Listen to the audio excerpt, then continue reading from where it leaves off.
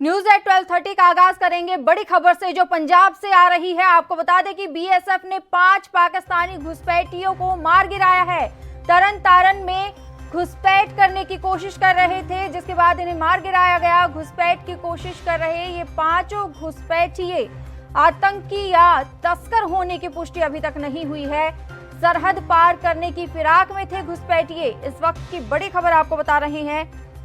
BSF ने पंजाब के तरन तारन जिले में पाकिस्तान की ओर से भारतीय सीमा पर पार करने की कोशिश कर रहे 5 घुसपैठियों को मार गिराया है। बताया जा रहा है कि पाकिस्तान की तरफ से भिकवंडी सब डिवीजन के दल गांव के पास ये घुसपैठ की कोशिश कर रही थी और बताया जा रहा है कि बीएसएफ की 103 बटालियन ने पंजाब के तरन तारन में अंतरराष्ट्रीय सीमा का कुछ संदिग्ध गतिविधियां देखी।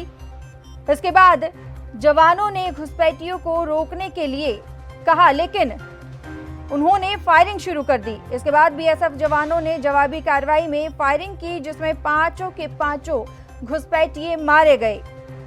बीएसएफ ने 5 मृतकों में से एक शव के पास एक AK सीरीज की राइफल भी बरामद की है।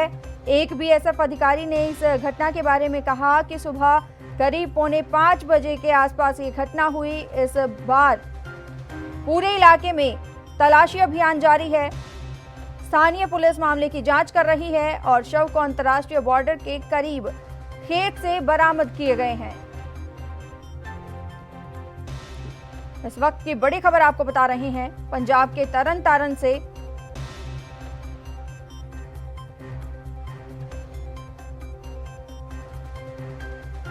बॉर्डर सिक्योरिटी फोर्स यानी बीएसएफ ने भारत पाकिस्तान सीमा पर 5 घुसपैठियों को मार गिराया है। ज्यादा जानकारी के लिए विनीत कपूर हमारे साथ फोन लाइन पर जुड़े हुए हैं। विनीत कपूर, आपसे जानना चाहेंगे कि पंजाब के तरन तारन ने बीएसएफ को बड़ी कामयाबी हासिल हुई है। बिल्कुल, देखिए लगातार सीमा पार से कहीं ना कहीं घुसपैठ की कोशिशें जो हैं वो लगातार बॉर्डर एरिया में की जा रही हैं। तो आज इस तरह से तरन तारन से एक बड़ी खबर निकलकर सामने आई कि पाकिस्तान की तरफ से 5 घुसपैठिए जो हैं वो कहीं ना कहीं सीमा पार करने की कोशिश कर रहे थे। तो ऐसे में जब बीएसएफ ने उनको रोकने के आदेश दिए तो उन्होंने बीएसएफ की टुकड़ी के ऊपर ही फायरिंग करनी शुरू कर दी। जवाबी कार्रवाई में बीएसएफ ने जब फायर किया तो पांचों के पांचों जो ये घुसपैठिए थे ये मौके पर ही ढेर हो गए। इसके बाद सर्च अभियान जो है वो आसपास के इलाकों में चलाया गया कि और घुसपैठिए तो घुसपैठ की कोशिश नहीं कर रहे हैं, क्योंकि सीधे तौर पर इनके पास से जिस तरह से AK-47 राइफल तक बरामद हुई है तो उसके बाद बॉर्डर की सुरक्षा को और ज्यादा कहीं ना कहीं कह सकते हैं कि पुख्ता कर दिया गया है। क्योंकि लगातार चाहे हम जम्मू कश्मीर बॉर्डर की बात करें या पंजाब के जो बॉर्डर एरियाज हैं उनकी बात करें, वहां पर लगातार इस तरह की घुसपैठ की खबरें जो हैं वो निकलकर सामने आ रही हैं। जी विनीत, आपसे जानना चाहेंगे कि ये आतंकी है या फिर तस्कर, कोई जानकारी मिल पाई है? देखिए क्योंकि अभी जिस तरह से कुछ देर पहले ही इसके बारे में जानकारी दी गई है, फिलहाल जिस तरह से इनके पास AK-47 भी बरामद हुई है तो इनको फिलहाल आतंकवादी ही बताया जा रहा है। लेकिन फिलहाल बीएसएफ जो है इसके ऊपर ब्रीफली जानकारी देती हुई नजर आएगी कि या ये आतंकवादी हैं, घुसपैठिए थे या फिर तस्कर थे। कुछ ही देर के बाद इसके ऊपर एक विस्तृत जानकारी जो है वो बीएसएफ के अधिकारी देते हुए नजर आएंगे। लेकिन फिलहाल सर्च ऑपरेशन जो है वो जरूर आसपास के इलाकों में चलता हुआ नजर आ रहा है। जैसे ही सर्च कंप्लीट हो जाएगा उसके बाद तमाम जानकारी बीएसएफ के अधिकारी देते नजर आएंगे। लेकिन उन्होंने ऑफिशियल ट्वीट करके जरूर जानकारी दी है कि बॉर्डर पार से घुसपैठ की कोशिश की जा रही थी। 5 व्यक्ति थे जिनको ढेर कर दिया गया है। जी विनीत, आपसे जानना चाहेंगे कि अगर दिल्ली की बात की जाए तो दिल्ली में भी आज एक ISI के आतंकी को गिरफ्तार किया गया है। वहीं दूसरी ओर ये 5 आतंकी पंजाब में ढेर किए गए हैं। ऐसे में इनके मंसूबे क्या थे? देखिए, सीधे तौर पर जिस तरह से अगर हम बात करें तो सूत्रों के हवाले से ये भी खबर मिल पा रही है कि अंबाला के अंदर जो रफाल तैनात किए गए हैं वहां पर भी एक धमकी भरा पत्र जो है वो राफेल को लेकर, जिसके बाद सुरक्षा को और ज्यादा सतर्क कर दिया गया है। अंदाजा लगाया जा रहा है सूत्रों के हवाले से जो जानकारी मिल पा रही है कि आतंकी जो है वो राफेल को अपना निशाना बनाना चाहते थे, इस वजह से वो कहीं ना कहीं इस तरह की हरकतों को अंजाम देते हुए नजर आ रहे थे। लेकिन जिस तरह से आईईडी के साथ जो दिल्ली के अंदर आतंकवादी पकड़े गए हैं और उसके बाद यहाँ पर तरन तारण के अंदर जो ये एनकाउंटर हुआ है, तो आतंकियों के सारे मंसूबों को फिलहाल जो सुरक्षा एजेंसियां हैं उन्होंने पस्त किया है, उनको कहीं ना कहीं नाकामयाब साबित किया है। और हाल ही में कहीं ना कहीं जिस तरह से बॉर्डर की सुरक्षा को लेकर और ज्यादा संजीदगी बरती जा रही है और ज्यादा वहां पर पुख्ता इंतजाम किए जा रहे हैं, लेकिन अभी भी कहीं ना कहीं सर्च अभियान जो है वो आसपास के इलाकों में चल रहा है। सर्च कंप्लीट होने के बाद ही मुकम्मल जानकारी बीएसएफ की तरफ से दी जाएगी कि आखिर इनके मंसूबे क्या थे, क्या करने ये भारत में दाखिल हो रहे थे और इनके किस गिरोह के साथ संपर्क थे, किस आतंकवादी संगठन के ये मेंबर माने जा रहे थे। जी विनीत, आपसे जानना चाहेंगे कि जिस तरीके से आपने कहा कि राफेल को लेकर भी धमकी भरा पत्र मिला है या जानकारी मिली है, तो उसको लेकर क्या अंबाला में भी सुरक्षा व्यवस्था बढ़ाई गई है? अंबाला में सुरक्षा जो है वो पहले से और ज्यादा चाक चौबंद कर दी गई है। अगर आसपास के एयरबेस आसपास के इलाकों की बात करें तो वहां पर पैनी नजर रखी जा रही है, अलर्ट वहां पर कर दिया गया है।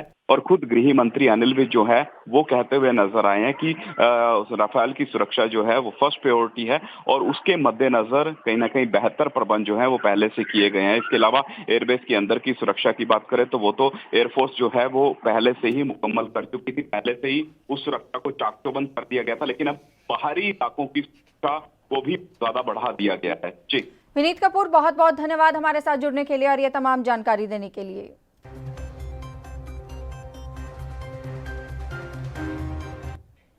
वहीं सुशांत केस में सीबीआई ने अपनी जांच तेज कर दी है। फोरेंसिक एक्सपर्ट की team Santa cruise guest house पहुंच गई है। सुशांत केस में कुक नीरज से भी पूछताछ दोबारा से की जा रही है। सीबीआई के 2 अधिकारी भी बांद्रा पुलिस स्टेशन पहुंच गए हैं। इस वक्त की बड़ी खबर एएनबी न्यूज आप तक पहुंचा रहा है। सुशांत मामले में अब सीबीआई ने जांच और तेज कर दी है।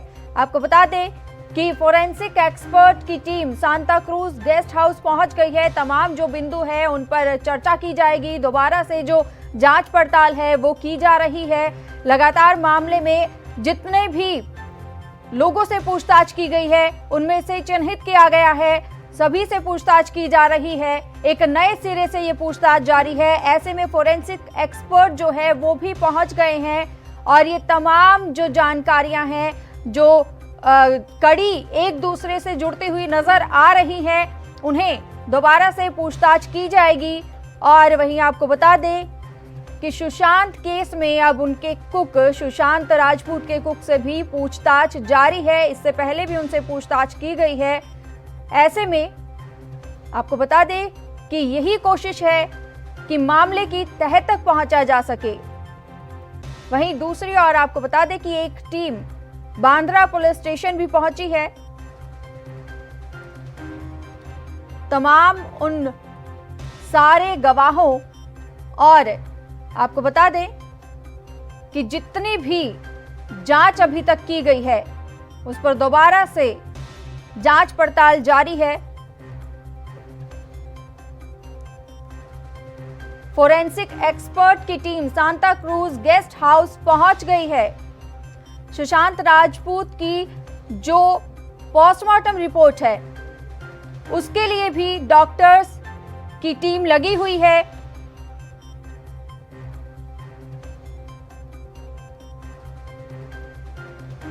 सीबीआई एक नए सिरे से जांच में जुट गई है और लगातार जांच तेज की जा रही है।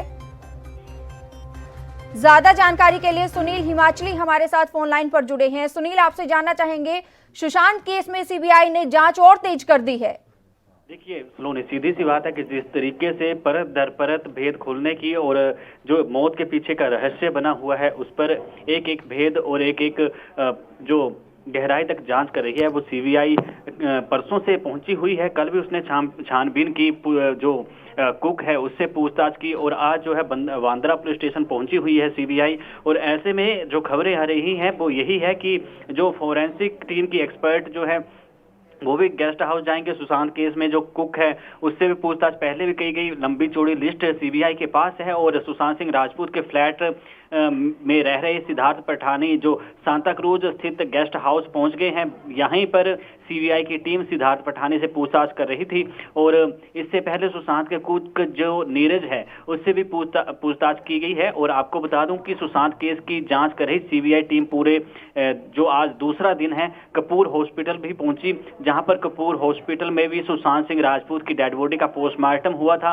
और जिसके बाद डेड बॉडी के पोस्टमार्टम के बाद सवाल भी उठे थे। यहाँ पर मोर्चरी में जहां पर रखा गया था वहां पर रिया चक्रवर्ती जो है वो भी आई हुई थी और उसकी एंट्री को लेकर भी जैसे सुब्रमण्यम स्वामी ने सवाल उठाए कि वहां पर वो क्या कर रही थी और पोस्टमार्टम रिपोर्ट जो है उसके साथ जो है वो छेड़छाड़ की गई है, ऐसे आरोप भी सुब्रमण्यम स्वामी ने लगाए हैं। और इसके अलावा क्यों कोरोना टेस्ट नहीं हुआ इसका आरोप भी विपक्ष के ने जो है वो लगातार लगाया है। और अब सीबीआई उन मोर्चरी में उन डॉक्टरों से भी पूछताछ करेगी जो 5 डॉक्टर जिन्होंने सुशांत सिंह की ऑटोप्सी की थी और जिसके बाद सोशल मीडिया पर इन 5 डॉक्टरों की जो किरकिरी हुई है। तो इसके बाद जो है एक बयान भी जारी हुआ था मुंबई डॉक्टर एसोसिएशन की ओर से कि अगर डॉक्टर अपना काम करेंगे और उनकी इस तरीके से किरकिरी हो तो ये उन्होंने ये बात भी कही थी कि अगर ऐसा ही चलता रहा तो जो है वो लोग और जो जनता जो है और डॉक्टर वर्ग जो है वो भरोसा नहीं करेगी और ऐसे केसों के पोस्टमार्टम या ऐसे केसों की जो जांच की जाती है शारीरिक तौर पर उससे नहीं करेगी। क्योंकि जिस तरीके से किरकिरी हुई, जिस तरीके से सोशल मीडिया पर उनका जो है एक विचार लोगों ने रखे और उनकी जो है व्यक्तिगत तौर पर टिप्पणियां की गई तो उससे भी डॉक्टर वर्ग नाराज हुआ। लेकिन अब उम्मीद जताई जा रही है कि आज जो पूछताछ होगी उसमें कोई ना कोई खुलासा हो सकता है और सीबीआई के पास एक अलग अलग कड़ी, अलग अलग परत सामने निकल के आ रही है। लेकिन ऐसे में क्या उम्मीद नजर आ रही है कि कोई ना कोई सुराग ऐसा लगा है हाथ? देखिए अभी तक जितनी सुराग की बात है तो सीबीआई ने अभी कोई ऐसा भेद नहीं खोला है, लेकिन वो लगातार जो है वो छानबीन कर ही रही है। सुनील, आपसे जानना चाहेंगे वहीं सीबीआई की 2 अधिकारी जो हैं वो बांद्रा पुलिस स्टेशन पहुंचे हैं, क्या जानकारी मिल पाई है इस बारे में? देखिए सीबीआई की जितनी टीम वहां पर पहुंची हुई है वो उन्होंने सांता क्रूज स्थित गेस्ट हाउस पर भी जो है वो दौरा किया और इसके बाद गेस्ट हाउस के अलावा और जगह पर भी दौरा किया। जी सुनील हिमाचली, बहुत बहुत धन्यवाद हमारे साथ जुड़ने के लिए और ये तमाम जानकारी देने के लिए। इस वक्त की बड़ी खबर आपको बता रहे हैं, सीबीआई के 2 अधिकारी भी बांद्रा पुलिस स्टेशन पहुंच गए हैं। नए सिरे से जांच पड़ताल की जा रही है।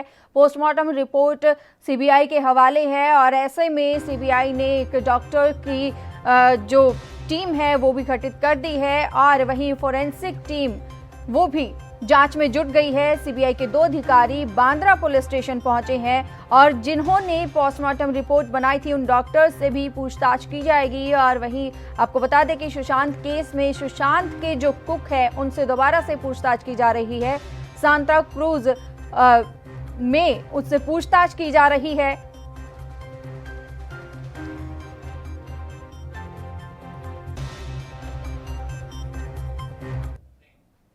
देश में कोरोना वायरस का कहर लगातार जारी है। ऐसे में पंजाब, हरियाणा और चंडीगढ़ में भी वीकली लॉकडाउन लगाया गया है। शनिवार और रविवार को ये लॉकडाउन रहेगा।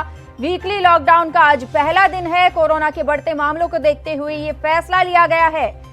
आपको बता दें कि आज पहला दिन है वीकली लॉकडाउन का, जहां एक और पंजाब के सीएम कैप्टन अमरिंदर सिंह ने लॉकडाउन का ऐलान किया था। 2 दिनों का ये लॉकडाउन का ऐलान किया गया था। कोरोना वायरस के लगातार बढ़ते मामलों को देखते हुए ये फैसला लिया गया था। ऐसे में आज पहला दिन है। वहीं हरियाणा की बात करें तो हरियाणा में भी लगातार कोरोना वायरस के मामले बढ़ते ही जा रहे हैं, जिसको देखते हुए खट्टर सरकार ने ये फैसला लिया। आपको बता दें कि वहीं चंडीगढ़ में भी कोरोना के मामलों को देखते हुए लॉकडाउन लगाया गया है। राज्य के सभी शहरों और कस्बों में शुक्रवार से रात में कर्फ्यू लागू है। शाम 7 बजे से सुबह 5 बजे तक ये लागू रहेगा। आपको बता दें कि हफ्ते के आखिरी दिन यानी शनिवार और रविवार को भी लॉकडाउन रहेगा। ज्यादा जानकारी के लिए विनीत कपूर संवाददाता हमारे साथ फोन लाइन पर जुड़े हुए हैं। विनीत कपूर, पंजाब और की बात की जाए तो आज पहला दिन है लॉकडाउन का, क्या ग्राउंड रिपोर्ट है? देखिए, सीधे तौर पर अगर पहले दिन लॉकडाउन की बात करें तो जिस तरह से हालांकि पंजाब ने कुछ समय पहले ही जो वीकेंड के ऊपर लॉकडाउन है उसकी घोषणा कर दी थी, तो ये पहला दिन नहीं इसको कह सकते, लेकिन हाँ सख्ती का पहला दिन जरूर है, क्योंकि आज का जो ये लॉकडाउन है इसमें सख्ती जरूर की जा रही है। जगह जगह पर पुलिस बल जो है वो तैनात किया गया है और जो कह सकते हैं गैर जरूरी दुकानें हैं वो कहीं ना कहीं आज बंद होती हुई नजर आ रही हैं। इसके अलावा जो कह सकते हैं आम व्यक्तियों की मूवमेंट है, अगर उसकी बात करें तो उस मूवमेंट पर भी कहीं ना कहीं पुलिस अधिकारी जो है वो नजर बनाए हुए हैं। जहां पर भी रूल वायलेट होते हुए नजर आ रहे हैं उनके खिलाफ कार्रवाई होती हुई नजर आ रही है। तो आज आम आवाजाही जो है वो काफी कम देखने को मिल रही है। जिन लोगों को जरूरत है या कोई जरूरत का सामान खरीदना है, केवल वही लोग जो हैं घर से बाहर निकलते हुए नजर आ रहे हैं। अदरवाइज सभी तरह की मूवमेंट जो है वो आज बंद होती हुई नजर आई है। जी, पूर्ण रूप से क्या जनता का सहयोग मिल पा रहा है? बिल्कुल, देखिए जनता का सहयोग सरकार को कुछ एक इलाकों में जरूर पूर्ण रूप से मिलता हुआ नजर आ रहा है, लेकिन अभी भी कहीं ना कहीं कुछ एक एरियाज ऐसे हैं जहां पर लोग जो हैं वो सड़कों पर उतरते नजर आ रहे हैं, रूल को वायलेट करते हुए भी नजर आ रहे हैं और बिना किसी कारण के बाहर घूमते भी नजर आ रहे हैं। तो ऐसे में उन लोगों पर जरूर जो प्रशासन है, जो सरकार है या फिर पुलिस है, वो शिकंजा कसती नजर आ रही है, जो बिना किसी कारण के अपने घर से बाहर निकले हुए हैं या फिर रूल को वायलेट करते हुए नजर आ रहे हैं। जी, वहीं अगर चंडीगढ़ की बात की जाए तो चंडीगढ़ में कैसा नजारा देखने को मिल रहा है लॉकडाउन को लेकर? चंडीगढ़ की बात करें तो चंडीगढ़ के अंदर फिलहाल जिस तरह से आज लॉकडाउन जो लगाया गया है तो इसमें जो गैर जरूरी दुकानें हैं उनको बंद किया गया, एस्टेब्लिशमेंट जो है उनको बंद किया गया, लेकिन आम आवाजाही जो है वो जरूर चंडीगढ़ की सड़कों पर देखने को मिल रही है। लोग जो हैं जरूरत का सामान खरीदने के लिए सड़कों पर उतरते हुए नजर आ रहे हैं, व्हीकल भी चलते हुए नजर आ रहे हैं, क्योंकि चंडीगढ़ की बात करें तो यहाँ पर पंजाब और हरियाणा के अमूमन लोग जो हैं वो चंडीगढ़ में पहुंचते हैं, चाहे सामान के लिए कहें या फिर अपने कामों के लिए कहें। तो वैसे मूवमेंट सड़कों पर जरूर देखने को मिल रही है, लेकिन शहर के अंदर के सेक्टरों की बात करें वहां पर कम मूवमेंट है, क्योंकि अगर हम एंट्री गेट्स की बात करें तो वहां पर भी पुलिस जो है वो तैनात की गई है और लोगों से पूछताछ की जा रही है। बाहर की गाड़ियों के जो नंबर हैं उनको भी आइडेंटिफाई किया जा रहा है कि क्या उनके पास प्रॉपर मूवमेंट पास है या फिर नहीं है और किस कारण वो चंडीगढ़ में प्रवेश कर रहे हैं। तो यहाँ पर एहतियात जरूर प्रशासन और सरकार बदलती हुई नजर आ रही है, लेकिन फिलहाल अभी और ज्यादा सख्ती की जरूरत है, क्योंकि जिस तरह से लगातार पंजाब, हरियाणा और चंडीगढ़ के अंदर केसों के अंदर इजाफा होता हुआ नजर आ रहा है। जी, विनीत कपूर, बहुत बहुत धन्यवाद हमारे साथ जुड़ने के लिए और तमाम जानकारी देने के लिए। नितिन कुमार हरियाणा से हमारे साथ फोन लाइन पर जुड़े हुए हैं। नितिन कुमार, आपसे जानना चाहेंगे, हरियाणा की बात करें तो हरियाणा में भी शनिवार और रविवार को लॉकडाउन लगाया गया है। ऐसे में ग्राउंड रिपोर्ट क्या मिल पा रही है? क्या लोगों का सहयोग प्रशासन को मिल पा रहा है और क्या प्रशासन सही तरीके से मुस्तैदी से काम कर रहा है? जी बिल्कुल, मैं आपको बता दूं, जिस तरह से कोरोना के जो मामले हैं लगातार हरियाणा में बढ़ रहे और 2 के लॉकडाउन की जो घोषणा की गई, लेकिन कहीं ना कहीं जो ग्राउंड रिपोर्ट है वहां से सभी की सभी घोषणाएं गायब दिखाई दे रही हैं। ना तो कोई जो लोग हैं, जो आम नागरिक हैं, वो अपने घरों में रुके हुए हैं और जो कार्य अनावश्यक कार्य हैं उनके लिए भी वो बाहर ही घूम रहे हैं। और प्रशासन की मुस्तैदी की बात करें तो प्रशासन आज से जो सड़क है या जो शहर है वहां से गायब मिला है। जी, क्या चीजें खुली हुई हैं और क्या क्या चीजें बंद रहेंगी? नितिन, क्या आप हमारी आवाज सुन पा रहे हैं? जी बिल्कुल, मैं आपको बता दूं, जिस तरह से बात की गई थी और जो आवश्यक चीजें हैं उनके अलावा जो और दुकानें भी सोनीपत शहर में जो फिलहाल देखने को मिल रही हैं, तो बात कर ली जाए तो सरकार की जो गाइडलाइन है उनके अनुसार पूर्णतः लॉकडाउन था, सिर्फ आपातकालीन सेवाएं ही चालू थी, लेकिन जो पुलिस है वो भी प्रॉपर नहीं है और ना ही कोई पूछने वाला है। और यहाँ तक जो मजदूर फैक्ट्री एरिया है वहाँ पर ऐसे ही घूमते दिखाई दे, आज से ज्यादा मास्क तक उनके पास थे और वैसे ही वो वहाँ पर घूम रहे। तो कहीं ना कहीं प्रशासन की लापरवाही है, सिर्फ दफ्तर बंद करने से ही तो लोग की पालना नहीं होगी। जो सरकार के जो बाशिंदे बनाए जो अधिकारी हैं या पुलिस कर्मचारी हैं वो पर दिखाई नहीं दे रहे। क्या लगता है कि 2 दिनों के लॉकडाउन से कुछ फायदा मिलेगा? जी बिल्कुल, कहीं ना कहीं जिस तरह से 2 दिन का लॉकडाउन लगाया गया है तो फायदा कहीं भी नजर नहीं आ रहा है, क्योंकि पहले जितनी भीड़ थी उतनी ही भीड़ सड़कों पर फिलहाल दिखाई दे रही है। हालांकि तो अब जो बात की जाए तो दुकानें सिर्फ वो ही बंद है, उनके कारण भीड़ थोड़ी बहुत कम जरूर है, लेकिन जिस तरह की बातें कही गई थी कि पूर्णतः लॉकडाउन रहेगा उसका कोई असर नहीं है। तो कहीं ना कहीं हम माने कि इस लॉकडाउन का 2 दिन के लॉकडाउन कोई भी असर हरियाणा में देखने को नहीं मिलेगा। जी क्या लोगों में जागरूकता की कमी है या फिर लोगों में कोरोना वायरस को लेकर डर खत्म हो गया है? जी बिल्कुल, मैं आपको बता दूं कहीं ना कहीं जो जागरूकता की कमी के साथ साथ जो कोरोना का डर था वो भी लोगों में से निकल चुका है, क्योंकि जो भीड़ है, जो आज तस्वीरें सामने आ रही हैं, उनमें से जो आधे से ज्यादा लोग हैं वो मास्क तक का यूज नहीं कर रहे हैं। जागरूकता की कमी ही नहीं, फिर उनमें से जो डर है कोरोना का वो भी निकलना जरूर शुरू हो गया है। और डर न होने के कारण ये है कि वो अनावश्यक कार्यों के कारण भी बाहर निकल रहे हैं, और कोई कारण ना हो तब भी वो बाहर ही घूम रहे हैं। नितिन, बहुत बहुत धन्यवाद हमारे साथ जुड़ने के लिए और ये तमाम जानकारी देने के लिए। वहीं जनता पर एक बार फिर से महंगाई की मार पड़ गई है। पेट्रोल की कीमतों में उछाल आ गया है। पेट्रोल की कीमतों में 16 पैसे की बढ़ोतरी दर्ज की गई है। दिल्ली में अब 81 रुपए 35 पैसे प्रति लीटर पेट्रोल महंगा हो गया है। देश में पेट्रोल की कीमतों में एक बार फिर से उछाल आ गया है। हालांकि डीजल की कीमतें अभी भी स्थिर बनी हुई है। डीजल की कीमतों में पिछले 21 दिनों से कोई बदलाव नहीं हुआ है। वहीं राष्ट्रीय राजधानी दिल्ली में शनिवार को पेट्रोल के भाव में 16 पैसे की बढ़ोतरी दर्ज की गई है। इस बढ़त से दिल्ली में पेट्रोल का जो भाव है वो 81 रुपए और 35 पैसे प्रति लीटर हो गया है। वहीं डीजल अपने पुराने भाव 73 रुपए 56 पैसे प्रति लीटर बना हुआ है। दिल्ली के साथ ही देश के दूसरे महानगरों में भी आज पेट्रोल की कीमतों में उछाल आया है। लगातार जो ये महंगाई की मार है वो जनता को एक बार फिर से झेलनी पड़ रही है। इससे पहले अगर डीजल की बात की जाए तो डीजल में बढ़ोतरी दर्ज की गई थी। हालांकि 21 दिनों से कोई बढ़ोतरी नहीं की गई है, लेकिन पेट्रोल के दाम फिर से बढ़ने शुरू हो गए हैं। आपको बता दें कि सरकारी तेल कंपनियों ने आज फिर पेट्रोल के दामों में वृद्धि की है। न्यूज़ एट 12:30 में मेरे साथ इतना ही। देश और दुनिया की तमाम खबरों के लिए बने रहिए एएनबी न्यूज के साथ। नमस्कार।